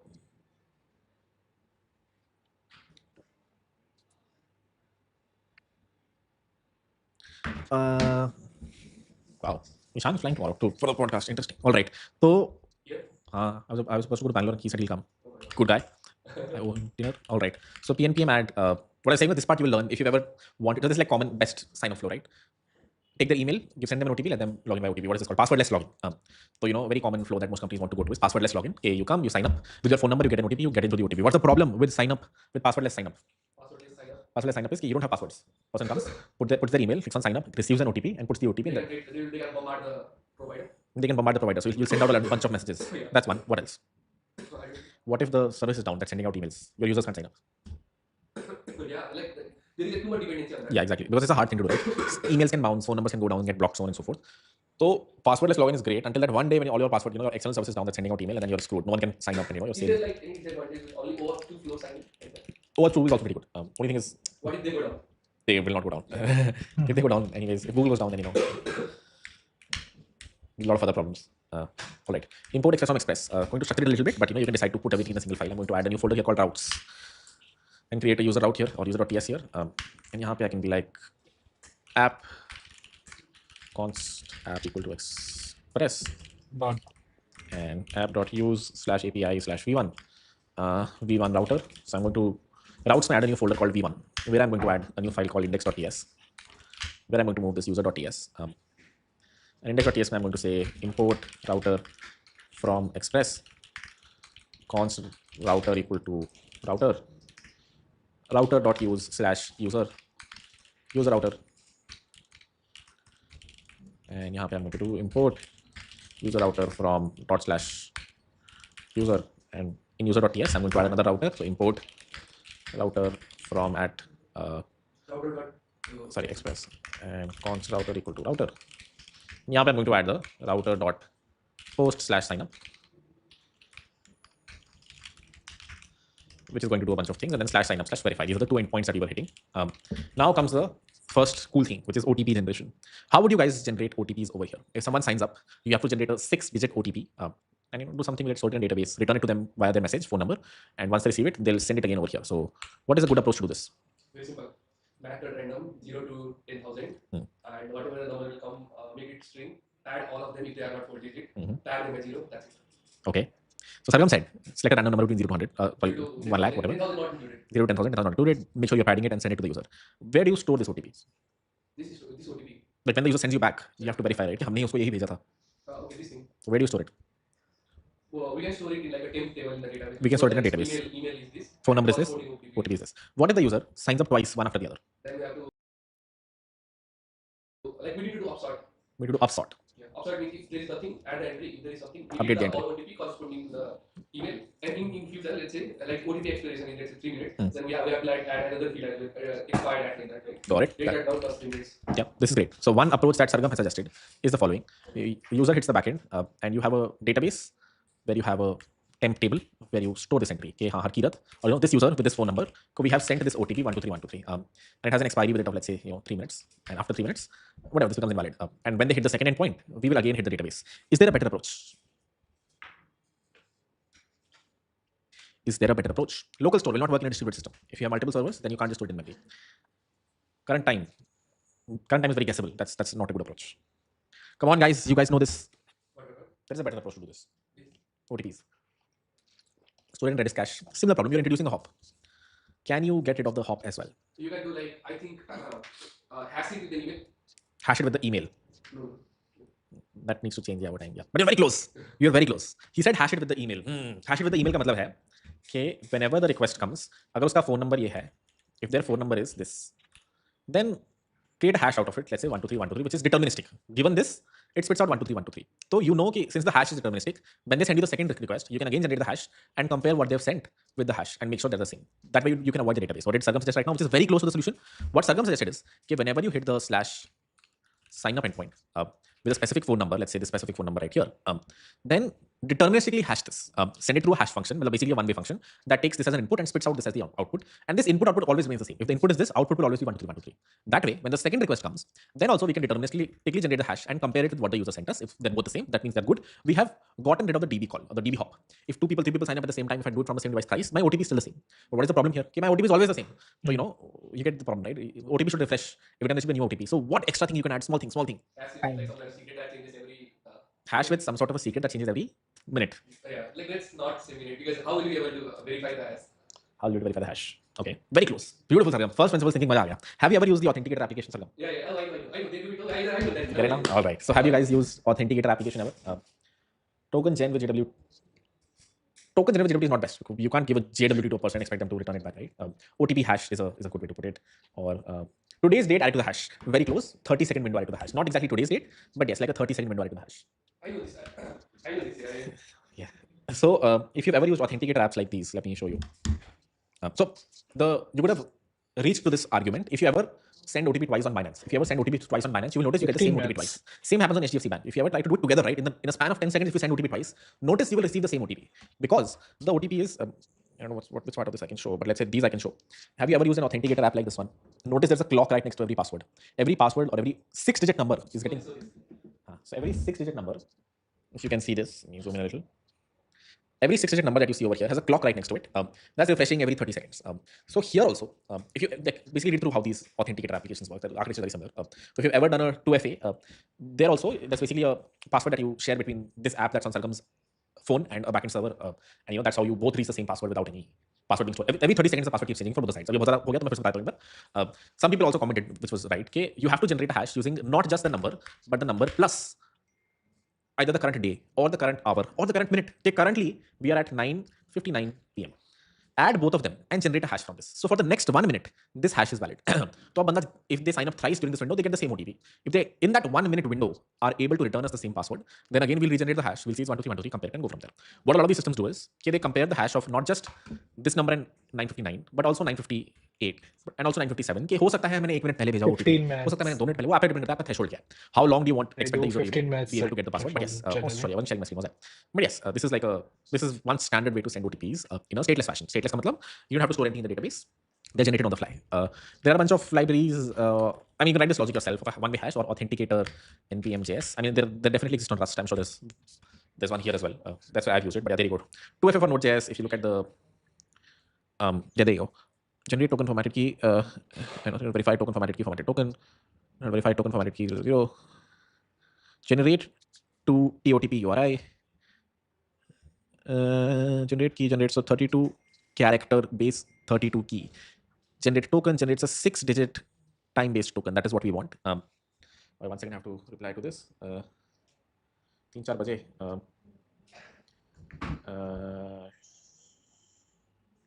Just 1 second, guys.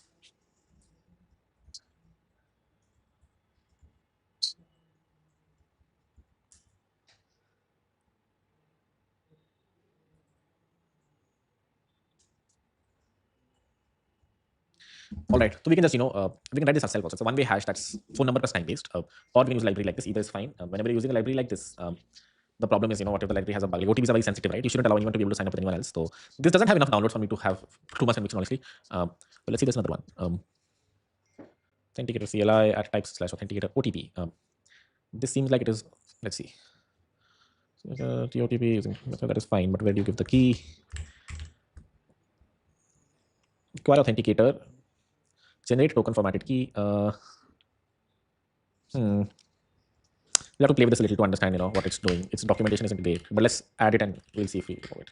PNPM add authenticator. All right. I think I can do a PNPM add at types/authenticator. Import authenticator from authenticator. And यहाँ पे I can do an authenticator dot generate token. Now I'm very curious to see इसकी type क्या है. Export function generate key. So, all right. So what are the functions? Generate token. So I think I can do this, but I could be wrong. Let's say, const phone number. We'll add Zod here very soon, but abhi ke liye let's do a rect.body dot phone number and. Does not make sense for me to use this package. They could have just used a hashing function. Generate token. Hashing function. Hashing package. Phone number is not enough. Basically, we'll have various places where we generate OTP, so it's not a good idea to, you should always pad this with something extra. Let's just sign up. Something like this. And let's just log it for now. I'm unsure if this format is good for the input, but we'll see. TOTP equal to this thing. And let's thought. I'm just sending it back in the response. Eventually, we have to send it by a phone number. So we'll see when that happens.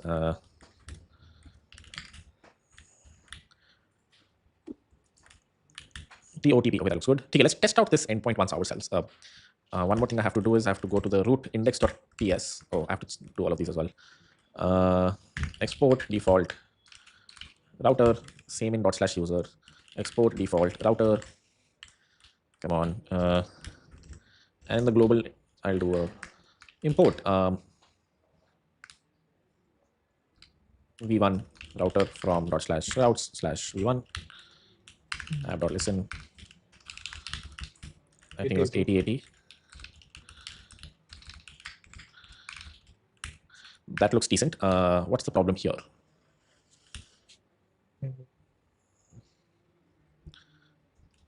Pretty sure it's that only. There is no default export here. Export default. No, there isn't. PNPM add at type/express. Pretty sure I added them. Oh, sorry, apps slash HTTP backend. Module can only be default import using ES import flag. Oh god, I have not seen this before. Here comes the first TypeScript challenge for the day, guys. I have not seen this elsewhere. Does this have a non-default export as well? Let's see. So did you install types? Yeah. Export equal to E. So namespace import body parts. This is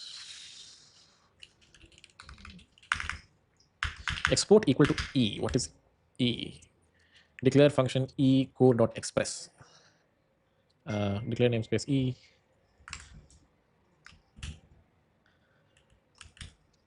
Let's see if it's just me. Sorry, my VS Code being VS Code, or are we missing something obvious here? Let's add a build script, which is going to be tsc-t. Let's add a start script that is going to be node dist/index.js. Let's add a dev script, which is going to be npm run build, followed by npm run dev. And one thing we should do is add node_env equal to production here. Because as Sarkam mentioned a while back, only in production mode we'll generate OTPs. In dev mode, we'll just give the user random OTPs, like expect 00000 to be the OTP. All right, let's see if it builds. npm run build.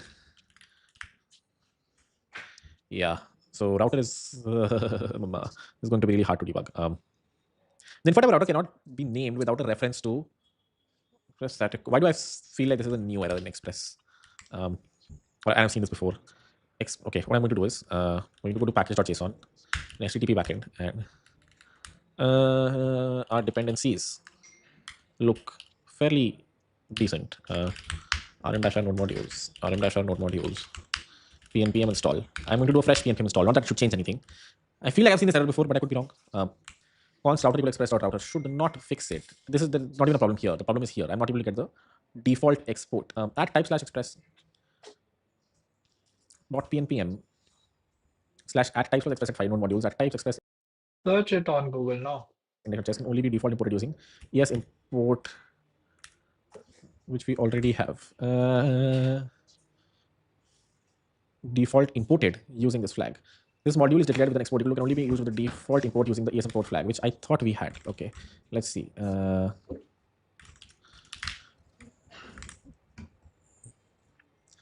When image comes sometimes already. God, if this is it, that would be really bad. Restart TypeScript server. Fuck, that was it. Okay, so we're good. So pnpm run dev. Postman. Go to apps/http backend. pnpm run dev.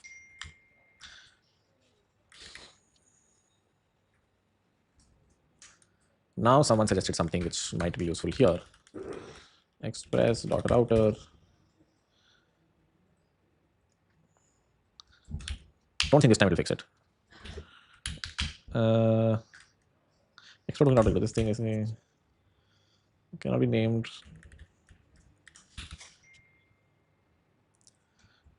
Someone suggested a fix for this in chat. We already have ES whatever this flag is to be true.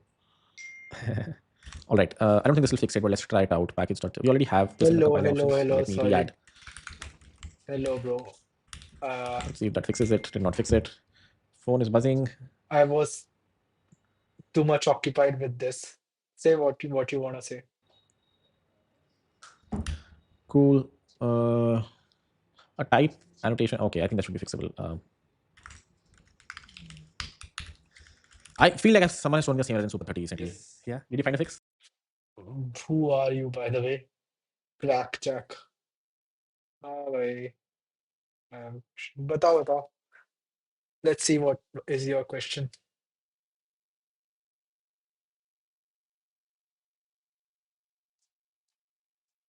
Yeah, because what is the node version? My node version.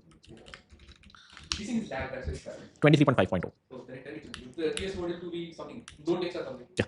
Did you do that? It's node next. Yeah. That's good. pnpm run dev.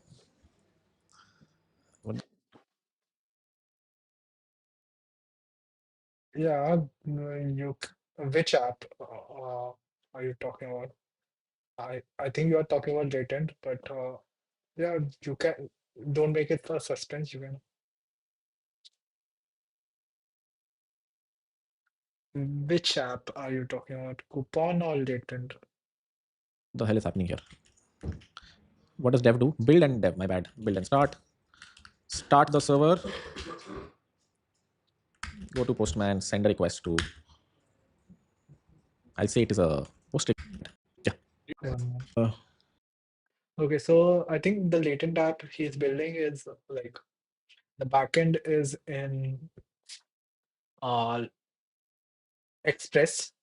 So it's a turbo repo, monorepo, and the backend is in Express.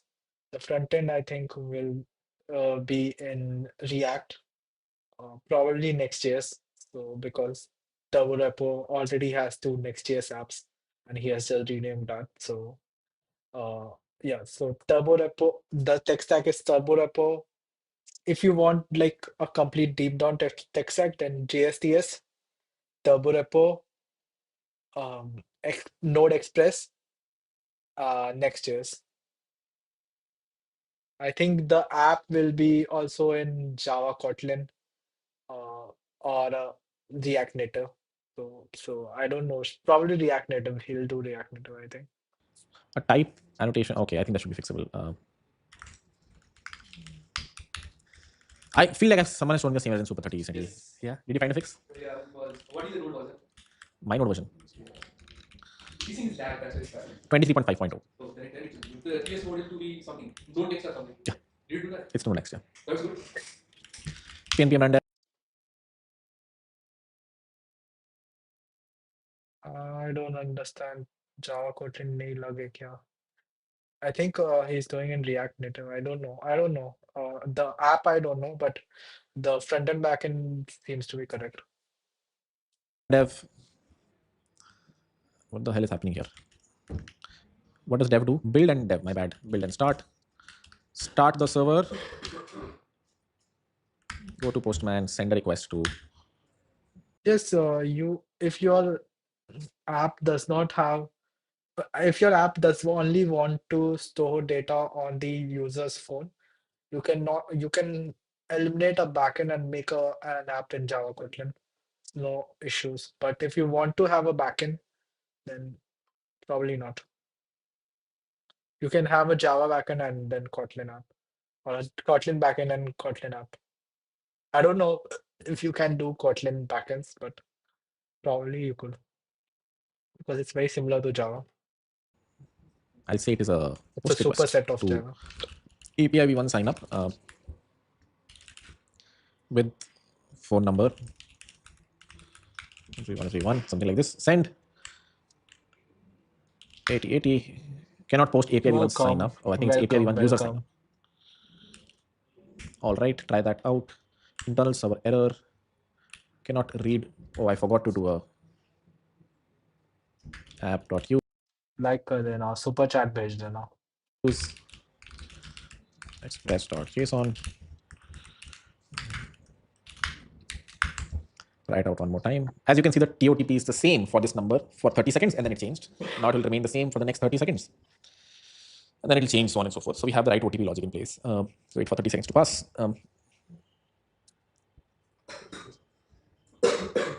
I missed something. Error.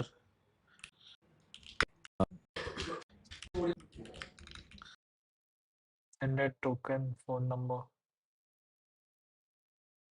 Post request to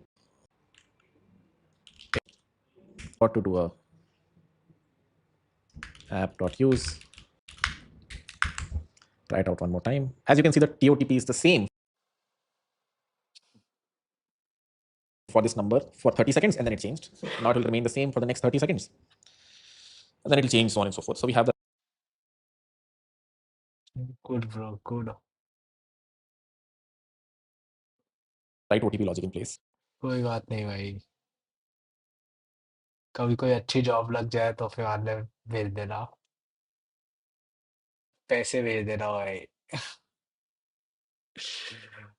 या भूखा हूँ भाई, मैं भूखा हूँ. भूख भूख लग रही है मेरे को. Wait for 30 seconds to pass.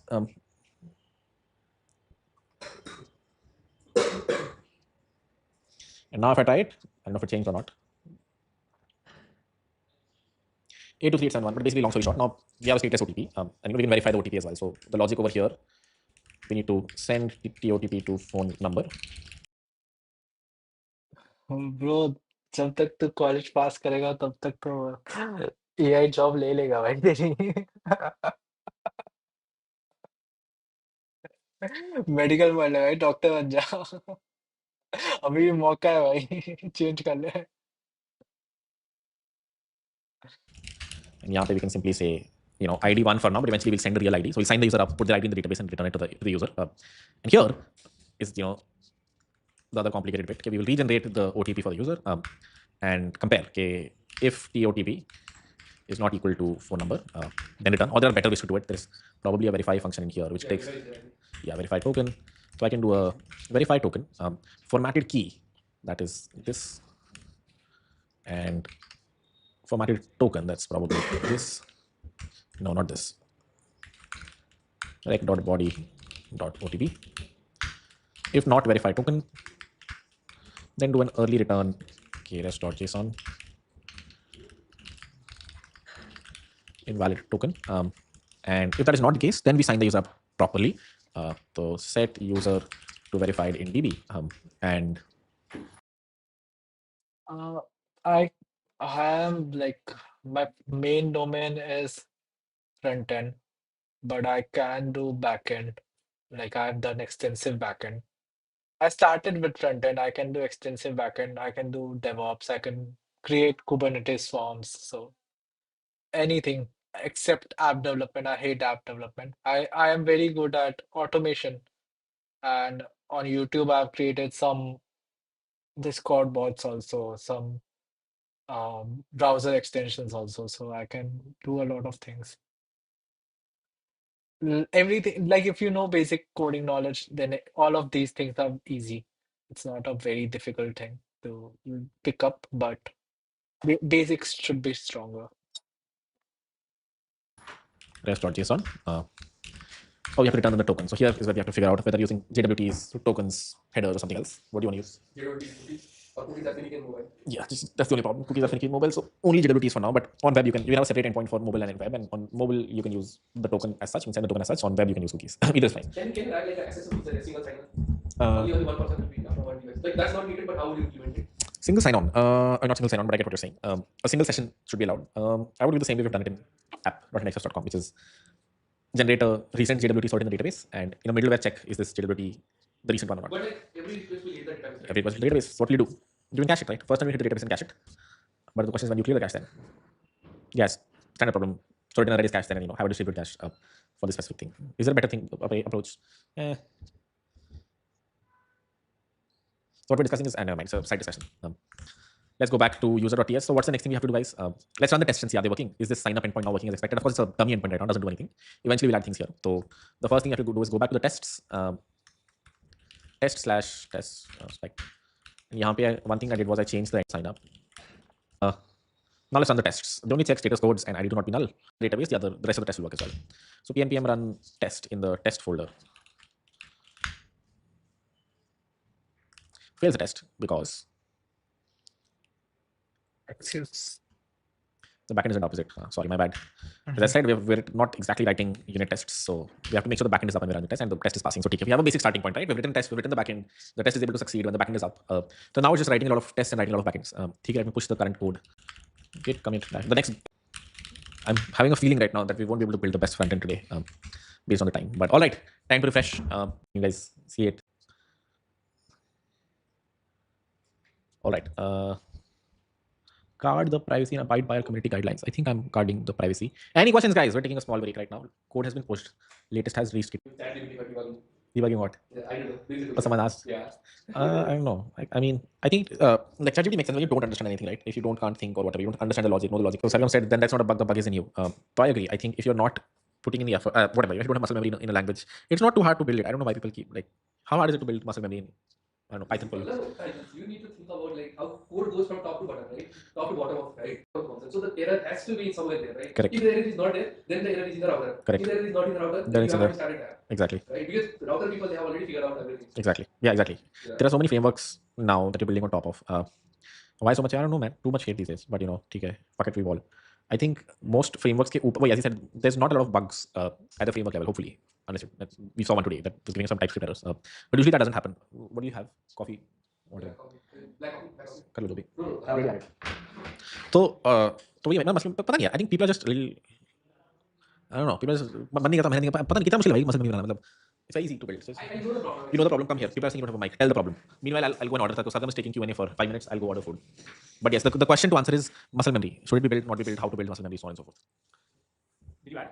No, I didn't add. I add like a latte, like frappe. Yeah. Frappe? Yeah. That's hot coffee. Yep. So my thought on like why you are not good at a language, right? Because people who just started learning language recently, so they took a lot of help from AI, right? Even for like smallest of the doubt, you never like try hard in yourself. So you would always like you always ask like ChatGPT, what is the error here, right? So you essentially just if there are like promises, it's bro, there are millions, bro. I can open. Stand up का काम किस किया? No, कुछ Sandeep Paudel. Yeah. Actually, you are talking about like whatever thing is which theme are you using? I think this is One Dark Pro, easy tip for muscle memory. Like whenever I was learning, I used to code like one application like 10 times, 50 times, so that I get like so fast. So just like do one thing, build 1,000 apps. Is that's what I feel. Can you share Figma file?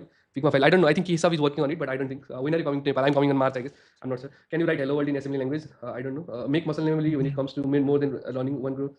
6 month master it. And the concept as a whole. I'm also like not good at it. Just but yeah. Hello Sangam, yeah, let's glad to see you. Make them expiry based on successful logged in 30 days. No, because the problem is like these things is that like cache is like very dangerous. If it starts becoming like evil, right? Like your database and the cache is different, then there is like a use. We need to have this role based authentication. How to store server sent events, REST objects. We need to have this role based authentication.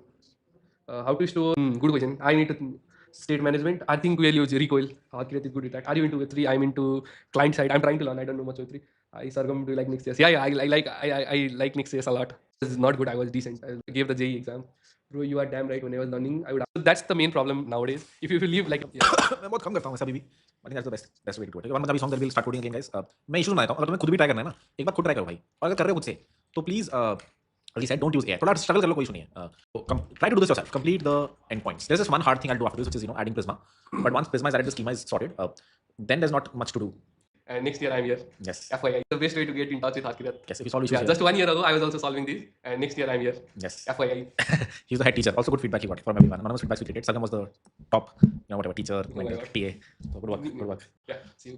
Cool. So guys, let's proceed. One song, then we'll proceed. Yeah. Song recommendations. One song, then we'll proceed. You have to write the code. But before we write the... Asking what is your full name? My name is also Paudel, right? Son of Paudel. Oh, that's your same as yours. Yeah.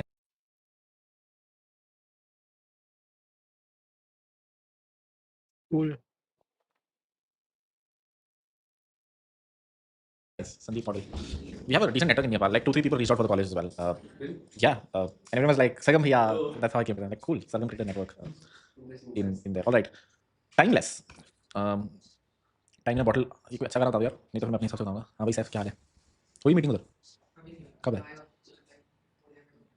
Good है. मिलते हैं. Sorry मैं live stream कर रहा हूँ अभी. अस्सा कोड़ा कौन सा है यार? एक हरियाणवी गाना है, दिमाग में यार. That's good. That's good. Sujeet song. Oh no, I mean okay, so I'll play it thoda, then we'll see if we can play something else. I don't know what that song is.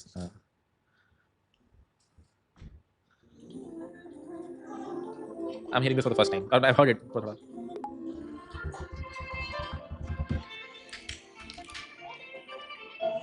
So the issue has been created. Please try to solve it yourself. Issue में आप test लिखो पहले, फिर code लिखो. Test लिखो, code लिखो. Simple CRUD, nothing too complicated. One complicated thing is left. Wow, the video is very nice. There's just one complicated thing which is adding Prisma. I'll add it, and then it should be simple enough. उसके बाद, ठीक है? Let's listen to the first song, then another song, then we'll start coding again. ठीक है?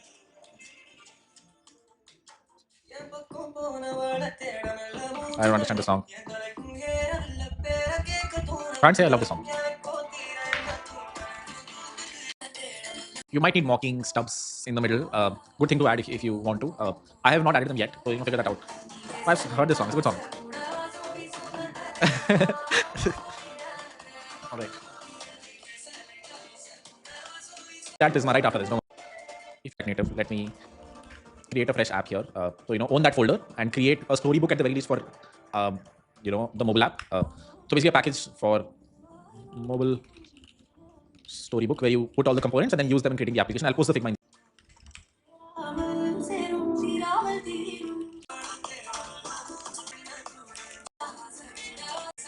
No.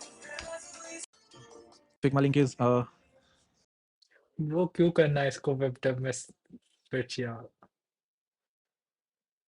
बड़ी बनते web dev has will become like a proper 10 lakh 12 lakh salary thing. It will not it it's not the 40 50 lakhs that you were that it was like a few 5 4 5 years ago. So this is, I 4 5 years ago it was also not 45 40 50 lakhs, but some people were getting. Now those people are also not getting. think the website, this is like a landing page. So if you're, oh, this is the mobile app. There you go. So if someone can attempt this, great. I think it's a great starting point. So try attempting this specific workflow. Yes. If you can build this, then, this thing is. Let me add the Figma link here.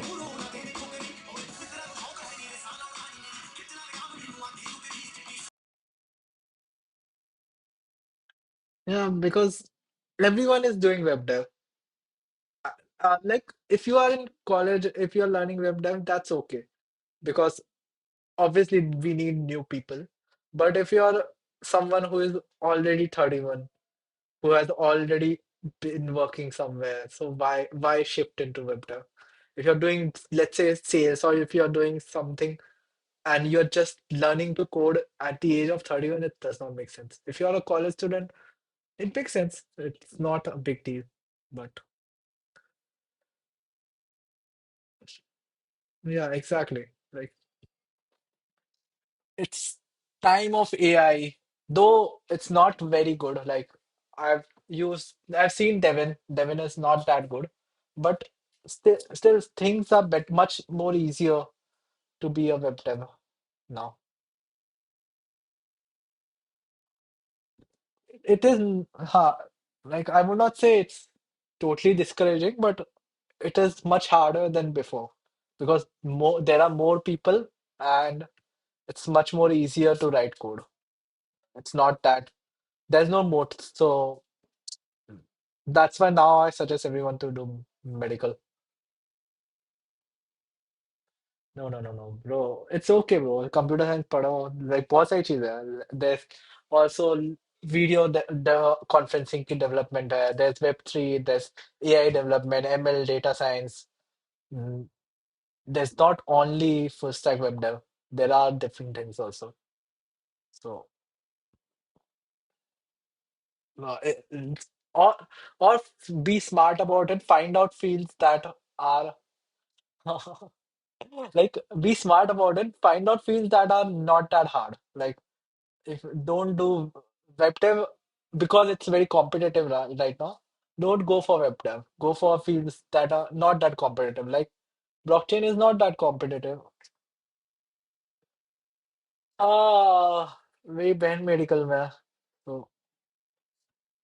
थोड़ा N V होता है अब क्यों नहीं ले लिया मैं भी ले ही लेता इतना कोई वो नहीं था मतलब पसंद तो मेरे को यही था बट अब ऐसा लगता नहीं हो जितने पैसे कोविड में कमाए थे उतने अब नहीं कमा रहा तो वही बीटी है cyber security is a good field ethical hack in cyber security so go for these fields now which are not which are looking for people don't go for fields where people are already there.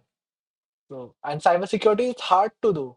It's much more harder for AIs to also do. Mm. So, so go for fields. Blockchain is hard to do. NLP is hard to do. ML is hard to do. Then uh, so there are things that are harder to do. Go for those.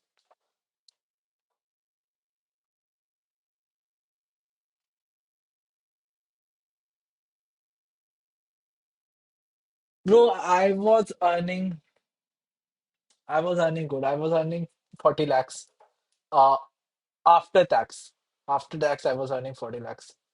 I have saved a lot, but and 1 crore का package उतना नहीं होता like my friend has 1 crore का package 30 lakhs is base उसमें tax cut जाता है और फिर बाद में बाकी 70 का स्टॉक है, तो उसमें भी मतलब वो 4 साल पे मिलता है, वो भी लाइक स्टार्टअप में है, सो कोई वैल्यू नहीं है उसकी। सो 1.3 करोड़ का है उसका, तो 25 लाख का स्टॉक मिलता है, पर it has no value. So but और 30 उसमें से बेस है। तो I have done my share, but now the market has gone bad. I have sold a startup. So I've sold a startup, I've done good. But now it's difficult for me to find something. It is difficult for me to find something. So now I'm,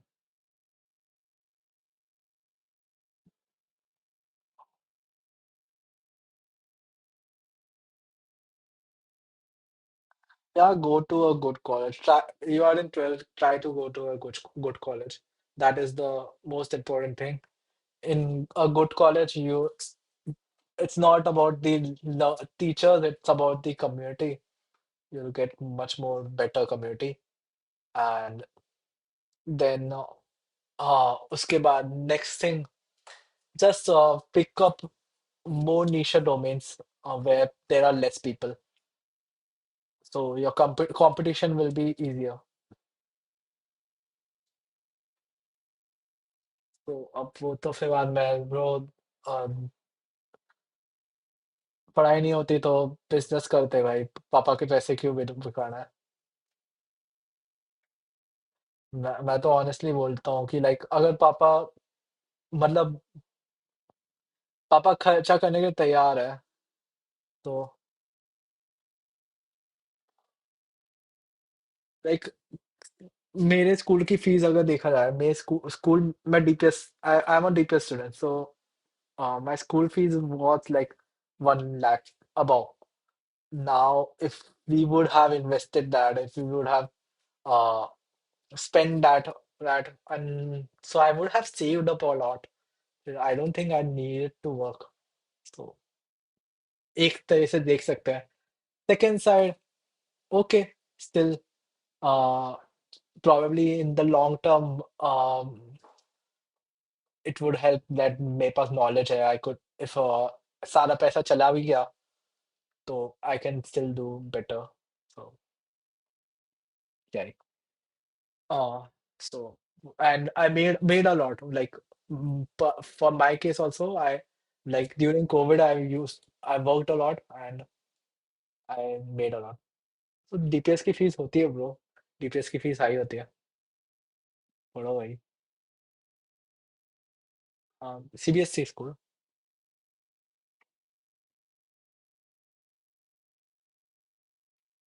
पढ़ो भाई पढ़ो।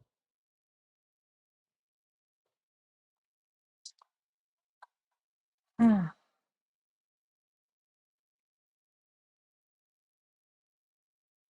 Is there anything else? Any other good issue? The React Native issue जो भी कर रहा है भाई, storybook, create the stories, then write the uh, end application, create the onboarding flow, and if it is good, then let's talk. And there is also an opening for you can join. So React Native people, please try to attempt if you want to. And मैं website का भी डाल देता हूँ Figma, even though that's not, I don't know if it's done. Wait, patent. Yeah, that's also here. So that's the website. No, that's this only.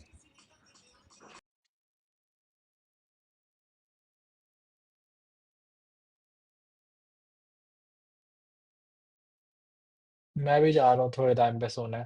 मेरा भी हो गया काफी, मेरे को नींद तो आ रही है।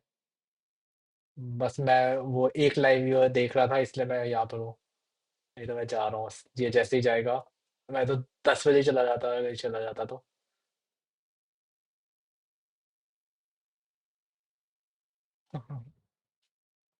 ब्रो, पैसे बचाना ही मेन चीज है। मैं ऑनेस्टली जितना मैं सीखा है ना, पैसे बचा के रखो, इन्वेस्ट करो, अपने आप बढ़ेंगे। बाकी बाकी कोई फर्क नहीं पड़ता, तुम काम करो ना करो, पैसे बच जितने जाए सही है। या तो खर्चे करो और क्या बोलते हैं, बिजनेस बनाओ। इन बिजनेस बनाओ, कुछ बनाओ यार, कुछ अपना खुद का बनाओ। ये मैं अभी यूट्यूब बनाने की कोशिश कर रहा हूँ, कुछ भी बनाओ।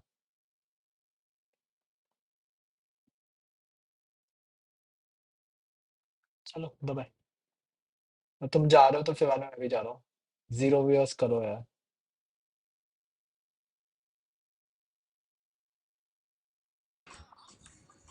Oh, this is the website. My bad. So, package called Tailwind config, where you have all the Tailwind config in a single place. So,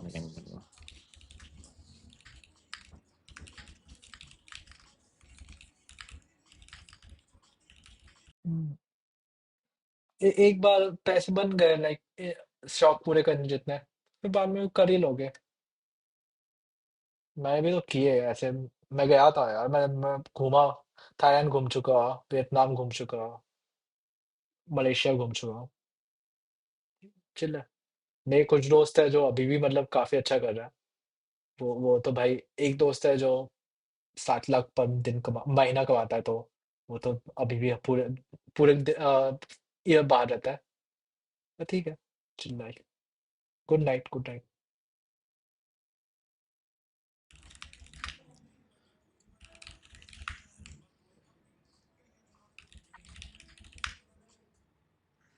right, last song, then we'll start coding. I've added 3 issues.